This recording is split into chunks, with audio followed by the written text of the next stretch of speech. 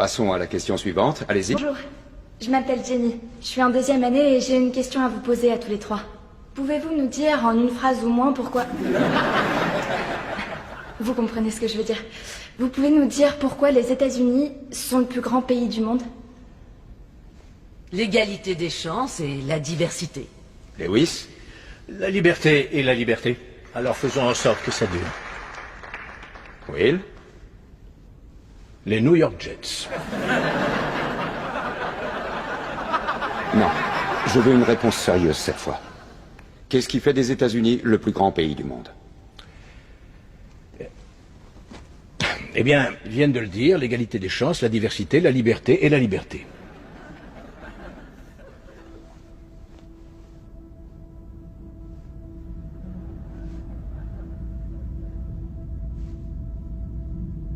Je ne vous laisserai pas reprendre votre avion tant que vous n'aurez pas répondu.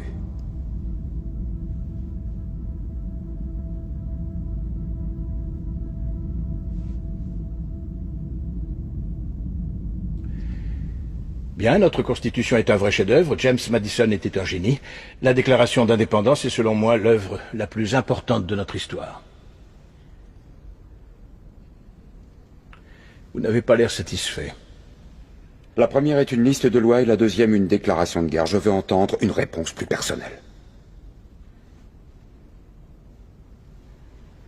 Pensez aux gens qui vous écoutent. Pourquoi les États-Unis Les États-Unis ne sont sont-ils pas le plus grand pays du monde, monsieur. Là voilà ma réponse.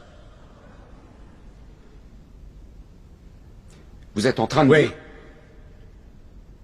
Parlons de vos Bon, différentes... d'accord. Sharon, l'aide à la culture est une cause perdue. C'est qu'1 centime en moins sur notre fiche de paye. Il peut attaquer là-dessus dès qu'il en a envie. Ça coûte pas de l'argent, ça coûte des voix. Ça coûte du temps d'antenne et des paragraphes en une. Tu sais pourquoi les gens n'aiment pas la gauche? Vous êtes des perdants. Si vous êtes si malin, comment ça se fait que vous perdez comme des cons à toutes les élections? Et puis toi, comment tu fais pour garder ton sérieux en disant à des étudiants que notre pays est tellement exceptionnel et merveilleux que nous sommes le seul peuple dans le monde à connaître la liberté? Le Canada est un pays libre, le Japon est un pays libre. L'Angleterre, la France, l'Italie, l'Allemagne, l'Espagne, l'Australie et la Belgique sont des pays libres. Parmi les 207 États souverains qu'il y a dans le monde, 180 d'entre eux sont des pays libres. Enchaînons. Et toi, la fille à papa, écoute, juste au cas où tu t'aventurerais accidentellement dans un bureau de vote, il y a certaines choses qu'il vaut mieux que tu comprennes. Par exemple, qu'il n'y a absolument aucune preuve qui atteste que les États-Unis sont le plus grand pays du monde. Nous sommes 7e en ce qui concerne le taux d'alphabétisation, 27e en maths, 22e en sciences, 49e en espérance de vie, 178e en mortalité infantile, 4e en force de travail, 3e en revenu médian des ménages et 4e en exportation. Nous sommes premiers dans seulement 3 catégories. La proportion de citoyens incarcérés par habitant, le nombre d'adultes qui croient que les anges existent et les dépenses militaires qui sont plus élevées que celles de 26 pays suivants cumulés, dont 25 sont nos alliés. Alors bien sûr, rien de tout ça n'est la faute d'une jeune étudiante en journalisme. Mais ça montre malgré tout de manière flagrante que tu fais partie de la pire génération qui a jamais vu le jour dans toute l'histoire de ce pays. Si tu me demandes ce qui fait des États-Unis le plus grand pays du monde, la question est tellement conne que je n'ai aucune réponse. Yosemite.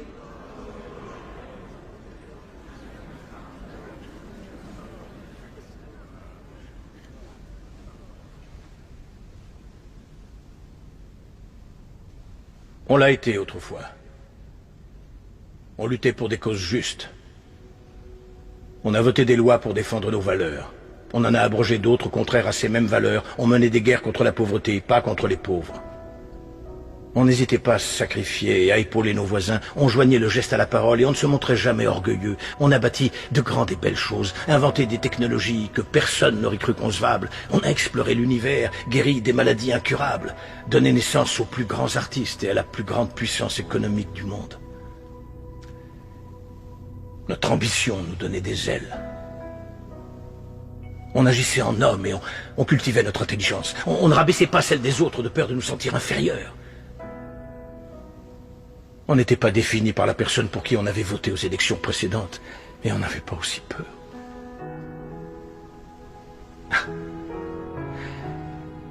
On était capable d'être et de faire toutes ces choses parce qu'on était informés. Par de grands hommes, des hommes respectés. La première étape dans la résolution d'un problème est de reconnaître qu'il y en a un. Qu'on le veuille ou non, les États-Unis ne sont plus le plus grand pays du monde.